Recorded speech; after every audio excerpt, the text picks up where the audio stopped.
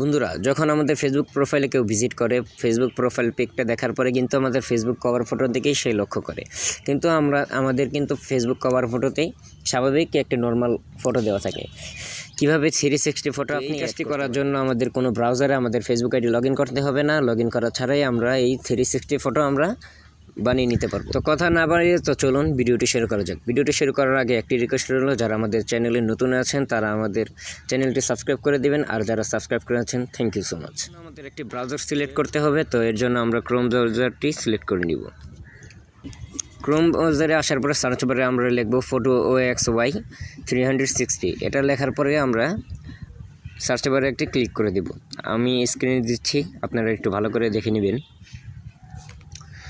তো ক্লিক করে দেওয়ার পরে আমাদের সামনে এমন একটি অ্যাপ্লিকেশন আসবে, তো আমরা এখানে একটি ক্লিক করে দিব। ক্লিক করে দেওয়ার পরে 3 ডট মেনুতে একটি ক্লিক করে দিবেন। তারপরে এখান থেকে 360 ডিগ্রি প্যানোরামাতে একটি ক্লিক করে দিবেন। তারপরে স্ক্রল করে একটু নিচের দিকে আসার পরে দেখবেন অনেক টেমপ্লেট আছে। তো আপনার এখান থেকে যেটা আপনার কাছে ভালো লাগে সেটা আপনি এখান থেকে সিলেক্ট করে নেবেন। তো আমি এখান থেকে এটা সিলেক্ট করে নিচ্ছি। তো স্ক্রল করে একটু নিচে আসার পরে এখানে দেখতেই পাচ্ছেন সিলেক্ট ইমেজ।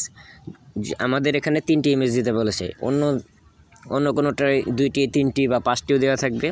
আপনি যেটা ভালো লাগে আপনি ওইটাই সিলেক্ট করে নেবেন। তো এখান থেকে আমি সিলেক্ট ইমেজ একটি ক্লিক করে দিব।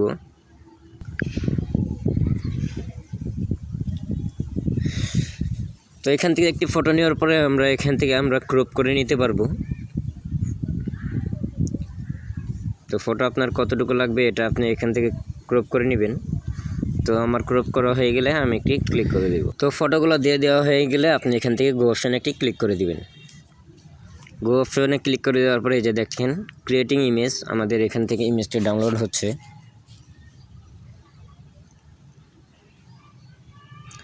তো ডাউনলোড হয়ে গেলে এই যে দেখতেই পাচ্ছেন,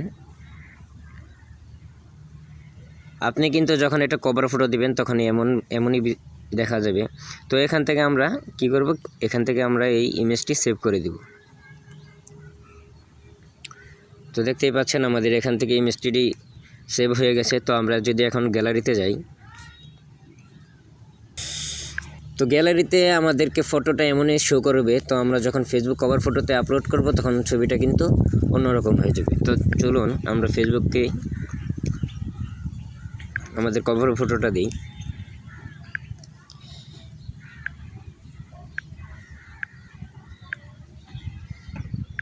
এখান থেকে যদি আমি দিয়ে দিই, ধরুন আমি সেভ করে দিলাম এখান থেকে।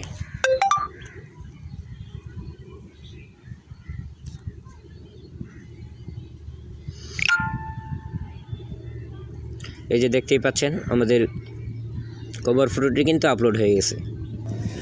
যখন কেউ আমাদের প্রোফাইল ভিজিট করতে আসবে তখন কিন্তু এমনই শো করবে, ঠিক আছে। যদি আমরা স্ক্রল করে একটু নিচে আসি, এই যে দেখেন যখন কেউ এভাবে স্ক্রল করে দেখবে তখন কিন্তু এমনই শো করবে। তো ভিডিওটি কেমন লাগলো তো কমেন্ট বক্সে জানাতে ভুলবেন না। যদি ভিডিওটি ভালো লাগে তাহলে লাইক, কমেন্ট এবং বন্ধুদের সাথে শেয়ার করে দিবেন। তো আমি আজকের মতো যাচ্ছি, আমি তন্ময়। তো দেখা হবে আবার নতুন একটি ভিডিওতে। আসসালামু আলাইকুম ওয়া রাহমাতুল্লাহ।